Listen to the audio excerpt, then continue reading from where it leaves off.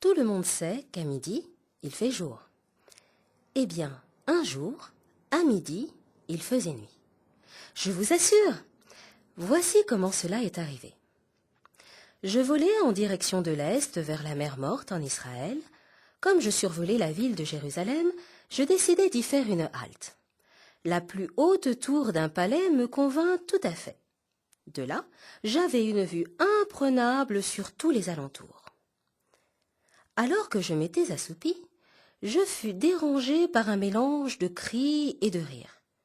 J'ouvris les yeux péniblement et regardai par-dessus mon aile droite.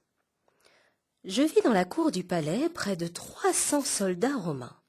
Ils étaient réunis autour d'un homme ensanglanté et meurtri. Les soldats hurlaient et se moquaient de lui, mais l'homme demeurait étrangement silencieux, bien que visiblement souffrant. Me dressant sur mes pattes, je m'approchai pour mieux voir. 3 soldats lui ôtèrent ses vêtements. Ils le revêtirent d'un long manteau écarlate, lui vissèrent une couronne d'épines tressée sur la tête et l'obligèrent à tenir un roseau dans la main. Certains s'agenouillaient devant lui comme on le ferait devant un roi, d'autres encore lui crachaient au visage quand soudain, se saisissant d'un roseau, l'un d'eux se mit à le frapper sur la tête tout en ricanant. L'homme supportait leur cruauté et leur mépris sans broncher. C'est alors qu'un officier entra dans la cour et tous les soldats se mirent au garde-à-vous. Il fit chercher 2 autres hommes qui avaient été battus eux aussi. 2 soldats furent désignés et remirent les vêtements au premier homme sans ménagement ni attention pour ses blessures. Les soldats chargèrent chacun des 3 prisonniers d'une lourde poutre en bois. Sous les coups de pied et les insultes, ils furent poussés hors du bâtiment. Il était près de 9 heures lorsque le tragique cortège sillonnait les rues pavées de la ville. Je pris mon envol pour le suivre car l'homme silencieux m'intriguait. Environ 500 mètres. C'est la distance qui séparait le palais du gouverneur du lieu qui ressemble à un crâne d'humain, Golgotha.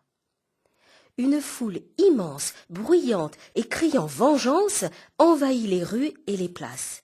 Quelques femmes pleuraient au passage de l'homme silencieux. Affaibli à cause des coups qu'il avait reçus, il chancelait et trébuchait. Il finit par tomber sous les quelques 45 kilos de la poutre. Malgré les hurlements d'un soldat, il ne se releva pas. Le soldat sans pitié menaça de sa lance au hasard dans la foule un homme qui revenait des champs et le força à porter la poutre à sa place. Il n'eut d'autre choix que d'abandonner sur place ses outils de travail. On releva l'homme et il fut suivi par le porteur de sa croix. Golgotha, tertre rocheux, rond et sans arbres, situé à l'extérieur de la ville. Je m'installai sur la cime d'un arbre tout près de là. Je percevais une sorte de malaise dans l'air. J'étais nerveux et sans en comprendre la raison. L'homme fut à nouveau déshabillé. Les soldats le couchèrent au sol. Après lui avoir étiré les avant-bras, ils clouèrent ses mains sur la poutre ainsi que ses pieds.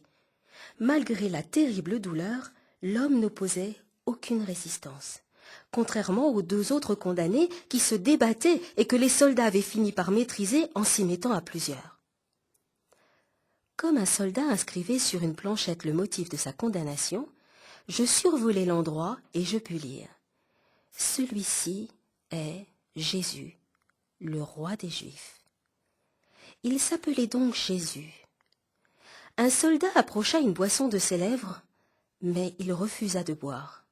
Les vapeurs vinrent jusqu'à moi et je reconnus l'odeur de vin mêlé à de la sève de myrrhe. Il était accablé et dans une grande détresse, mais il eut la force de dire « Père, pardonne-leur, car ils ne savent ce qu'ils font. » Jésus se trouvait entre les 2 brigands qui l'injuriaient, mais l'un d'eux revint bientôt à de meilleurs sentiments envers Jésus, jusqu'à se repentir de ses mauvaises actions. Tournant la tête vers lui, il lui annonça « Aujourd'hui, tu seras dans le paradis avec moi. » Le malfaiteur en fut aussitôt persuadé.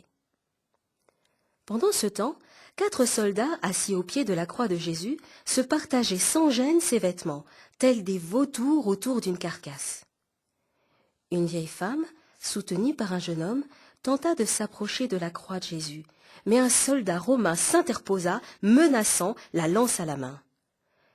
Leur visage était inondé de larmes. Ils souhaitaient dire adieu à Jésus. Celui-ci pencha la tête dans leur direction en leur déclarant « Femme, voilà ton fils, voilà ta mère. » À cette annonce, ils redoublèrent de sanglots et s'éloignèrent lentement. Encore un mélange de cris et de rires. Au loin, 4 femmes criaient de chagrin. Elles semblaient bien connaître Jésus et l'aimer. Dans le même temps, les passants secouaient la tête et des chefs religieux riaient de lui et l'insultaient. Jusqu'ici silencieux ou parlant à mi-voix, Jésus se mit à crier. « Mon Dieu, mon Dieu, pourquoi m'as-tu abandonné ?» Et c'est à ce moment que cela s'est produit. Vous vous en souvenez? Non? Mais si, rappelez-vous, à midi juste, il fit nuit. D'un seul coup, plus de lumière. Surpris, je levai le bec vers le ciel. Le soleil était voilé. Aussi loin que mon regard se portait, il faisait nuit. Mon instinct animal ne m'avait pas trompé. J'avais pressenti qu'une chose inhabituelle allait se passer. Un silence pesant s'installa. L'inquiétude gagna la foule. Les soldats incrédules allumèrent un feu. Partout alentour, les habitants s'éclairaient de leurs lampes à huile. Jésus s'exprima encore. « J'ai soif. » Et aussitôt, quelqu'un courut vers lui. Je sentis l'odeur âpre du vinaigre. En proclamant « Tout est accompli », Jésus poussa un dernier cri, baissa la tête et parlant à Dieu, il dit « Père, je te remets mon esprit. » Il décida de mourir et il mourut. Pour s'en assurer, un soldat planta la pointe de sa lance dans le côté de Jésus. Mais il ne bougea pas, ne cria pas non plus. Il était bien mort. Il était 15 heures pile, et à cet instant précis, la lumière du jour revint. Mais la terre fut secouée par un violent tremblement de terre, même les rochers se brisaient. Sans même y penser, j'avais déjà quitté ma branche à tire-d'aile et je planais au-dessus d'une scène de panique et d'effroi. La foule s'était enfuie, les soldats étaient effrayés et réalisaient que tous ces phénomènes étaient liés à la crucifixion de Jésus. Avant la tombée de la nuit, quelques hommes prirent le corps sans vie de Jésus et l'emmenèrent dans un jardin non loin de Golgotha. L'air était chargé de senteurs d'huile aromatisée dont ils enduisaient son corps. 2 hommes, avec respect et amour pour Jésus, déposèrent son corps dans un tombeau taillé dans la pierre. Il était neuf, je ne sentais aucune odeur. Une énorme pierre fut roulée devant l'entrée. Je suis Léon, le pigeon, et j'ai vu la crucifixion de Jésus. J'ai repris mon chemin vers l'est. Là-bas, plusieurs oiseaux, arrivés après moi, me certifièrent qu'ils avaient vu Jésus, vivant, après sa mort, sur le chemin d'Emmaüs, en Galilée ou encore aux abords du lac de Tibériade. Il est ressuscité! Mon instinct ne m'avait pas trompé. Il y avait bien quelque chose d'extraordinaire chez cet homme, chez ce Jésus. Tu peux lire l'histoire de Jésus dans les évangiles, les livres de Matthieu, Marc, Luc et Jean dans la Bible.